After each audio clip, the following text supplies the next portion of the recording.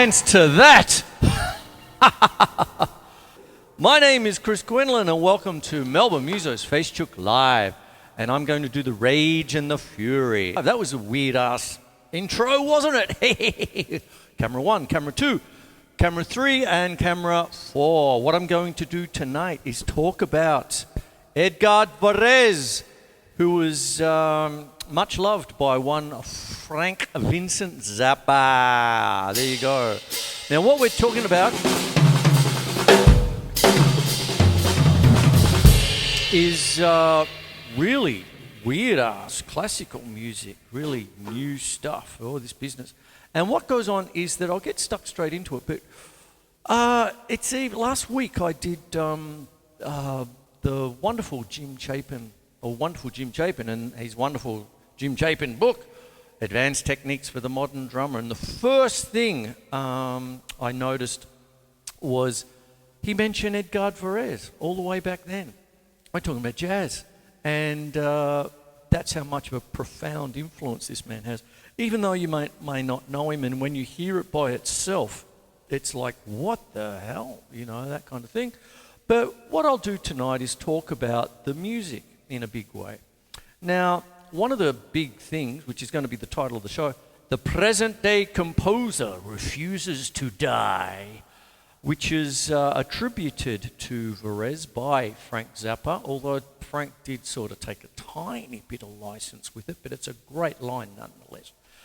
And it did work into the spirit of what Edgar Varése was all about, which I'll put up there, up here, everywhere. I've got some things. I've got the old vinyl. I've got the scores that I used to study. Oh! And there you go. So without further ado, I'm going to get it stuck straight into it. Here we go. So I'll get this. I've got a few things that I'm going to do, and I'm going to show you a couple of educational techniques as well, with numbers, all that business. But I'm going to get stuck straight into it. Edgar Varése. Edgar Victor Achille Charles Varése, also spelled Edgar. December 22nd, 1883 to November the 6th, 1965. Was a French-born composer who spent the greater part of his career in the United States. Varése's music emphasizes timbre and rhythm. He coined the term organized sound. I've done a show on that. In reference to his own musical aesthetic, if you don't mind. Varése's conception of music reflected his vision of sound as living matter, and of musical space as open rather than bounded. He conceived the elements of his music in terms of sound masses, likening their organization to the natural phenomenon of crystallization. Varése thought that to stubbornly conditioned ears, anything new in music has always been called noise. And he posed the question, what is music but organized noise? I'll stop there. There you go. And what it is when we're talking about organized sound, it is a style of orchestration, you see. And when I do things, he's very percussive, loved his woodblocks. Ionization is a percussion piece for 13 players. I have it down here, I'll show it to you in a minute. And it's just amazing. You listen, it's otherworldly. And what you've got is woodblocks. He loved his gongs. Oh.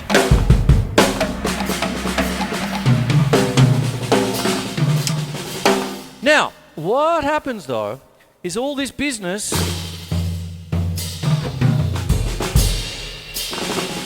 is polyrhythmic in nature and all that, which is something I've been doing. There's a show coming up, Polyrhythms in Plain Sight. There's all that biz. And that was on 31 just the other night. And what it is when you're just listening, like I said, dance to that, eh? But what happens is you've got a beat.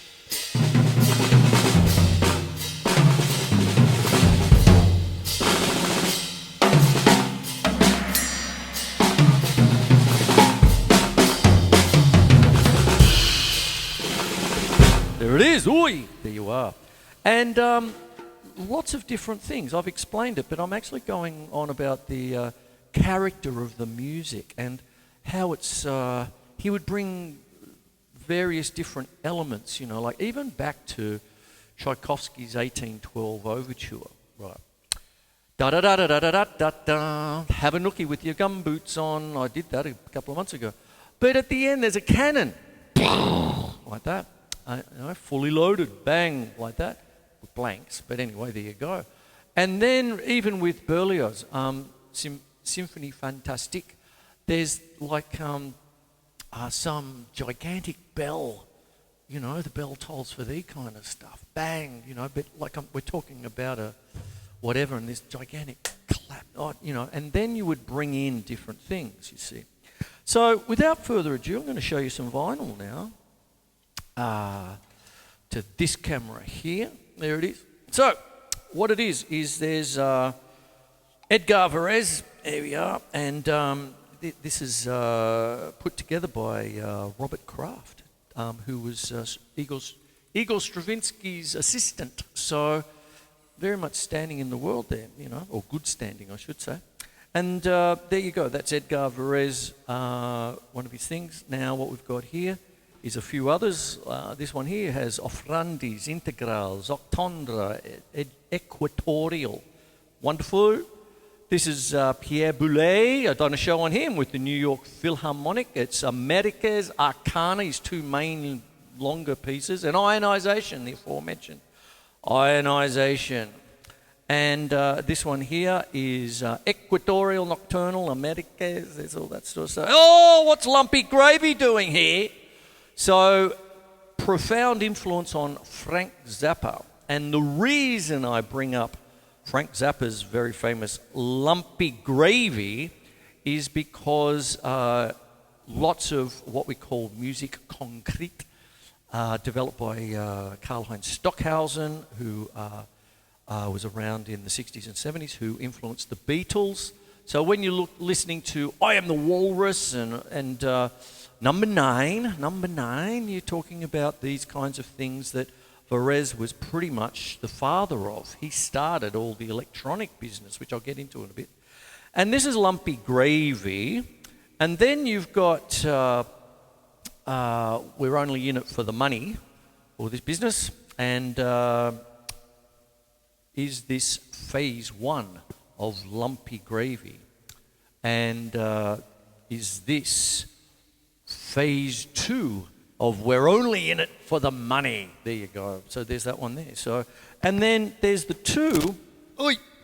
And then what happens is that towards the end of Frank Zappa's life, one of his main things that he really put his heart and soul into was pretty much his, this is the first posthumous album, Civilization Phase 3.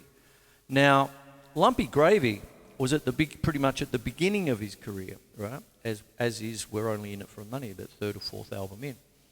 And this is his, not last one, because there's plenty more stuff that came out after this, but this was his first posthumous one that he was working on up until his passing.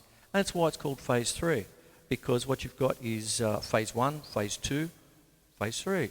And all of this, if you go off and listen to the Varése albums, just go have a listen to some of his pieces, what happens is that you will just hear Varése, the Varése influence in spades. That's what happens, you see, with this. Now, when we're talking about things like electronica and all this business, over the recent weeks I've been talking about apps. I was talking about Eno and Fripp and Brian Eno doing his business, and I mentioned those apps. There's another one here by Scritino, which is what I had before. There it is there. Now, this is electronica that's freely available in your app store with your iPhone.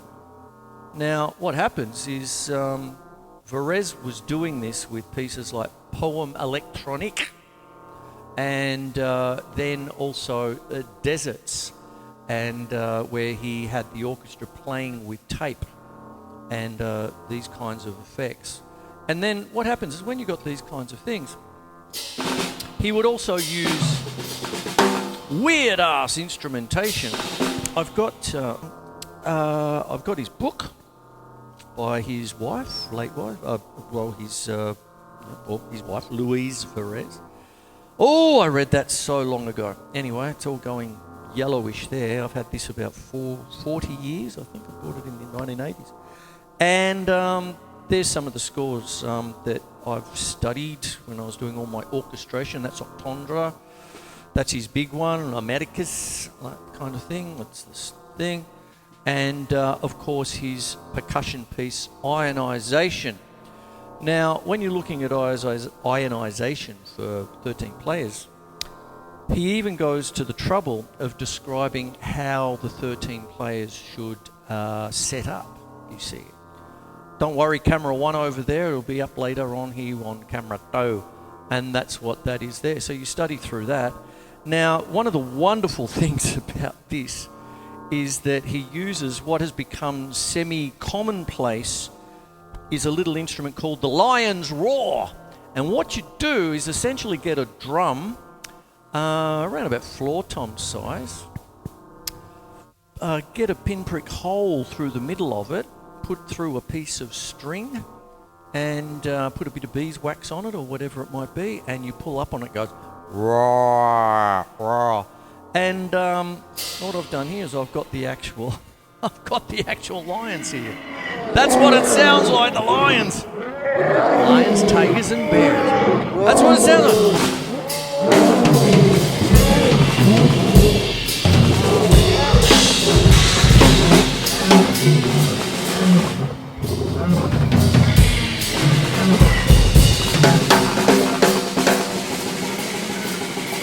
Can you play something we can dance to? Can you dance something I can play to? Oi! There it is there, with Scrutino still going over there on the side with the tape effects. There you go, I'll turn him off again. There you are. Oi! And what happens is that he also has the old wind-up air raid shelter sirens. Oh, my Lord.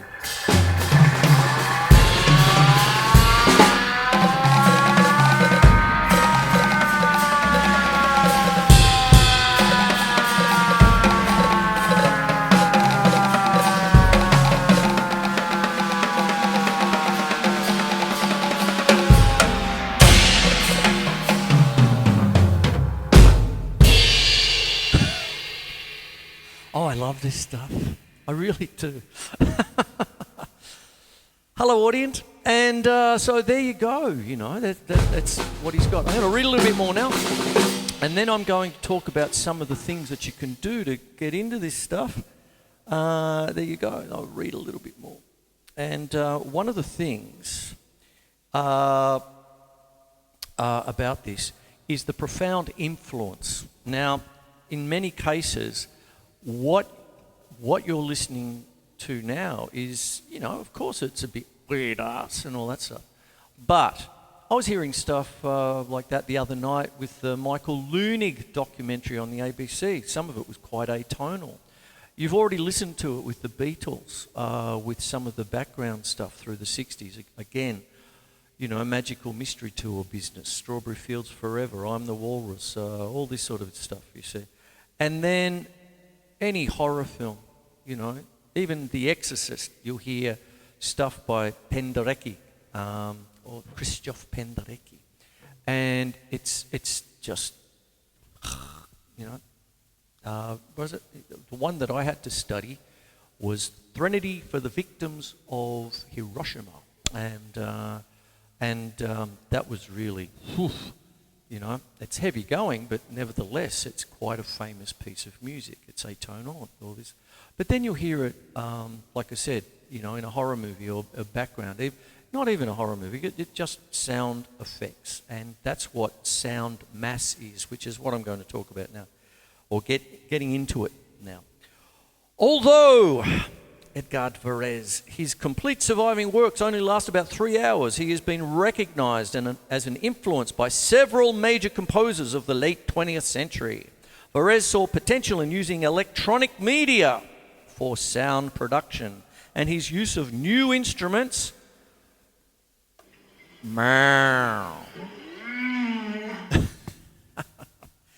lions, tigers, and bears. And electronic resource, and his use. I'll start again. And his use of new instruments and electronic resources led to his being known as the father of electronic music, whilst Henry Miller described him as the stratospheric colossus of sound. Varése actively promoted performances of works by other 20th century composers and founded the International Composers Guild in 1921 and the Pan-American Association of Composers in 1926. There you go. There you go. So there's a quick rundown of what he was doing. He, like all of us, he sort of stopped writing for a while because at the time it was, of course, quite controversial in its sort of way. But at the same time, his contemporaries, he was a good friend of Igor Stravinsky's, hence Robert Kraft, essentially Stravinsky's assistant, you know, conducting his work with... this one. I believe this is the actual recording that Frank Zappa actually heard, although it's got a different cover. I'm not sure. But basically what happened was Frank Zappa, when he was young, went into a record store and there was some ad there like, the story goes that a certain guy could sell anything. I could even sell this. And it was a picture of Edgard Varése depicted as almost like a mad professor kind of look, like that, you know, with the lab coat on. I can even sell this music, is what it was. So Frank listened to it, and he went, that music's for me. And legend has it that every time someone had come around, he'd put, listen to this, and put it on the turntable. And he actually, his favourite bits, the exciting bits and all that, he would actually scratch with a piece of, or put a piece of chalk so he could go straight to it. I don't know what that did to the album. And then what happened was for his birthday, Zappa's folks let him ring Varése up, but he wasn't home, so he talked to his wife. But they ended up talking, and there was a letter, and the letter that Varése sent to Frank Zappa was framed, and it was up on his studio wall to his dying day. So there you go. That's the amount, for a start, that's the influence of the man on someone who is absolutely revered in Frank Zappa, you know, kind of thing. I played a portion of the Black Page there just before, and you can the influence is profound. And as well as that, when you're listening to 200 Motels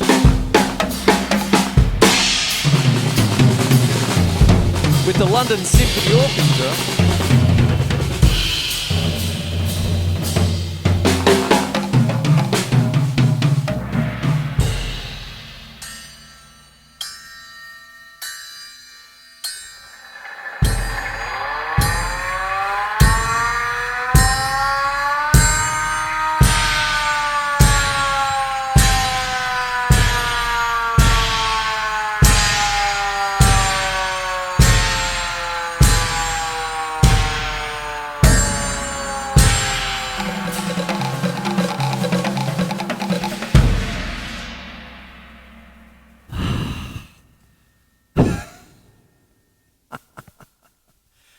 Audience wonder.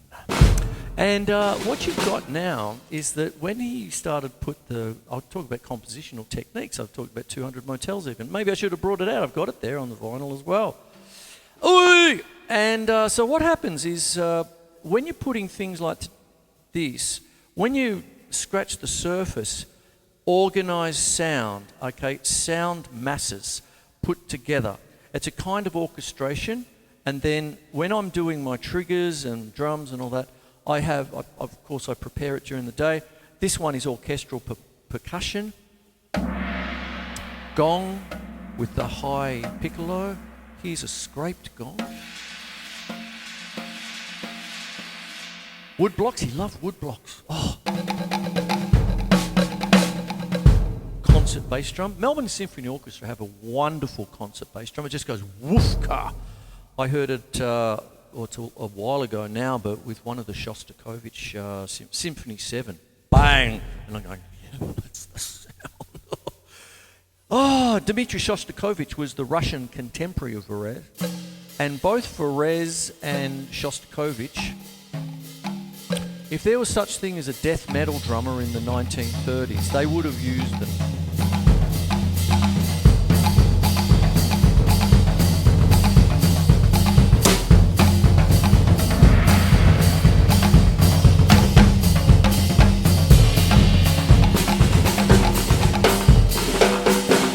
One of the other things with composition is Varése's idea of idée fixe. I can't say it in French, but basically a fixed idea. And what would happen, Berlioz used it too, Hector, kind of thing in the 19th century, would have, it would come back to the same theme in the same key. Usually what happens is if you've got a theme in an orchestral piece, people would take it through its paces, like change the key, modulate, do different things. But the idea fixed is something where it comes back to exactly what it is, okay, with no changes. And one of the things is Varése is very percussive. Now, a little while ago, I used to do random techniques, and I've done a show on this one as well, I suppose, is the fact that I take dice, I've got a boggle, I took out the letter dice, and I've given them the normal 1 to 6, that kind of thing. Shake it up so you can tell it's improvised. Look, no hands. Okay, so that's that. And what I'm going to do is just work on this, work it up. Now what we have there is 6, 5, 2, 2, 4, 1, 3, 2, 2, 2, 6, 4, 5, 1, 5, 3. Oh boy. So I'm going to put it up here. And what I'm going to do now is I'll start to close out the show with a piece of music. And of course, semi-improvised, but to a form. Okay, I'm going to use the fixed idea. And what I'm going to do is show you first of all 1, 2, 3, 4, 5, 6, 1, 2, 3, 4, 5, 1, 2, 1, 2, 1, 2, 4, 1, 1, 2, 3, 1, 2, 1, 2, 1, 2, 1, 2, 3, 4, 5, 6, 1, 2, 3, 4, 1, 2, 3, 4, 5, 1, 1, 2, 3, 4, 5, 1, 2, 3. That's the fixed idea. I'm going to come back to that.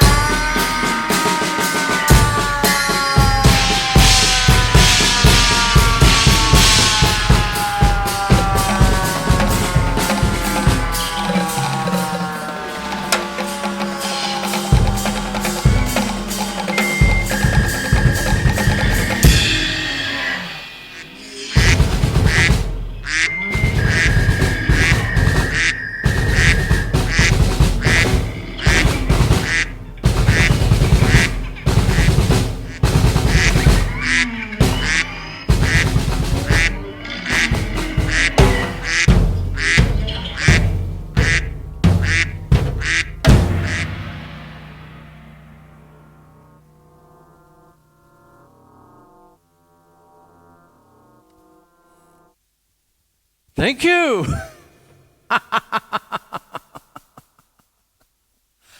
Oh, I enjoyed that.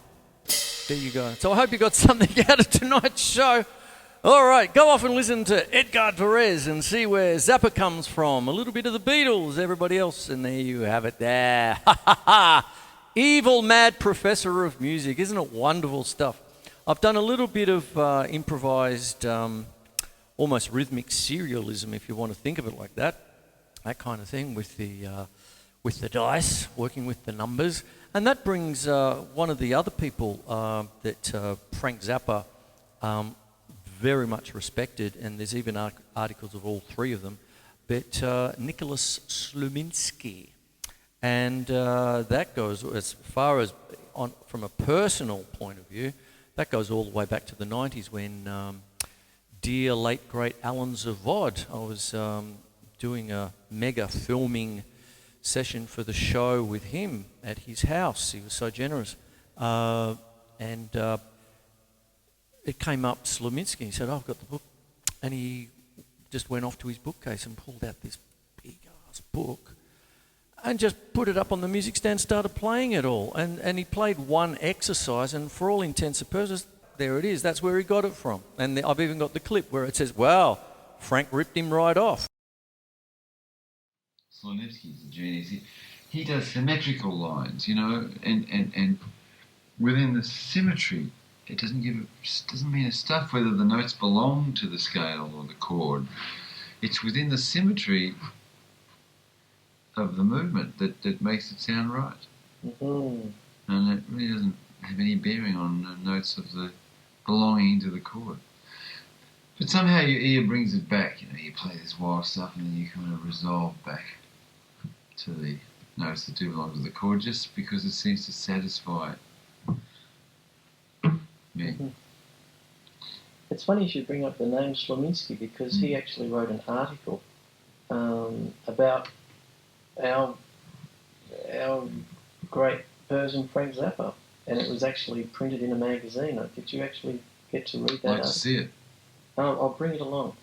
But Frank Zappa used to use a lot of Nicholas. It's Nicholas, isn't it? Nicholas Slominsky's. He had this. Was it a thesaurus? Is the right word for it? His encyclopedia. The thesaurus of scales and. But it's one of the unsung books of this time. I think it's like you mention it, other people mention it, but it's not a widely known Isn't text. it? No, it's quite extraordinary, really, though. It's worth looking up. It's I'll follow me this way. I'll get the book. Anybody who wants to buy it should. There it is. Thesaurus of Scales and Melodic Patterns. Would you like it there? I'll whack it there. Thesaurus of Scales and Melodic Patterns by Nicholas Slominsky. Yeah, that's it. It's quite easy to follow. All he does is divide the octave into equal parts and then uses approach notes to these divisions. Approach notes. In other words, if we've got you divide the octave into half, for example, with a tritone, that divides the octave into half. And then he'll approach the half, the divisions. From below, from above. And then he'll approach it with maybe two notes. So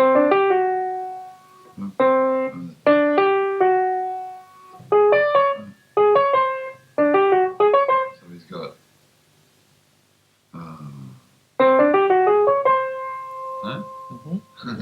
put that over E major.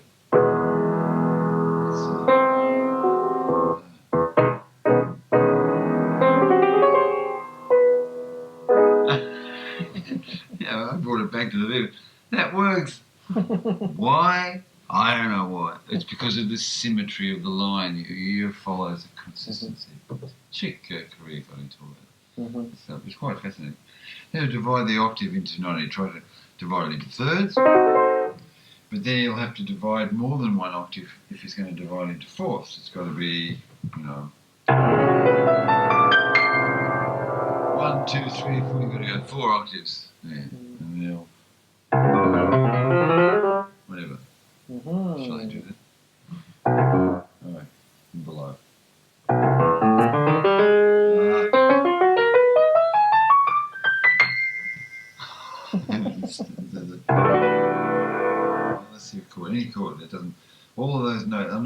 surely can relate to F major 7 sharp 11.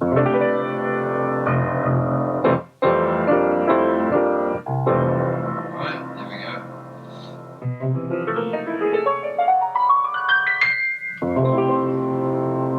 It worked, see? Because it's the symmetry. And then he'll divide how many octaves does he need to go for major 7th.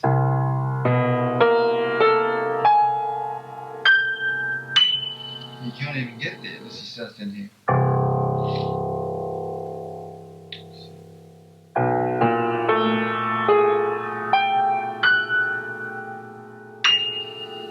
Well, Did you know you're quoting an album? what's that? That's off of 200 Motels. Is it? Yes, it's one Well, of the there you go. pieces. See, Frankie ripped it right up. I had no idea of that. That's it. That's an absolute revelation. Then, isn't that funny? Well, there you are. Frank was just dividing up, but getting equal intervals as far as he could go from the keyboard. But you can return back to the octave. This is, for example, for the 9th.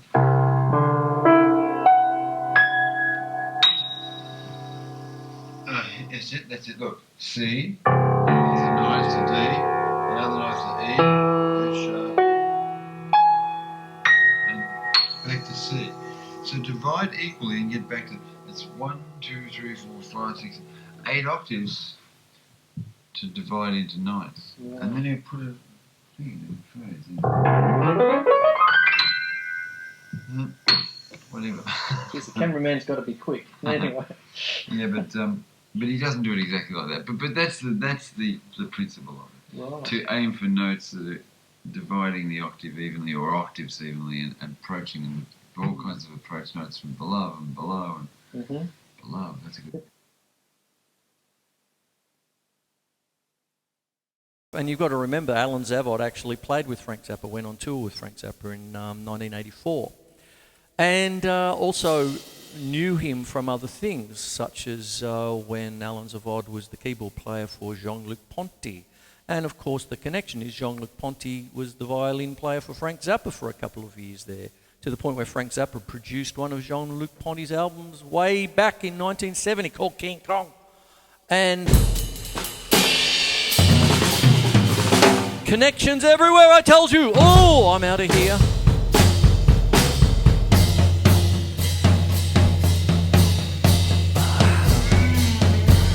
I'm going to have this up tomorrow, 4-camera shoot. Go off and listen to your early Zappa collection. Lumpy Gravy. We're only in it for the money.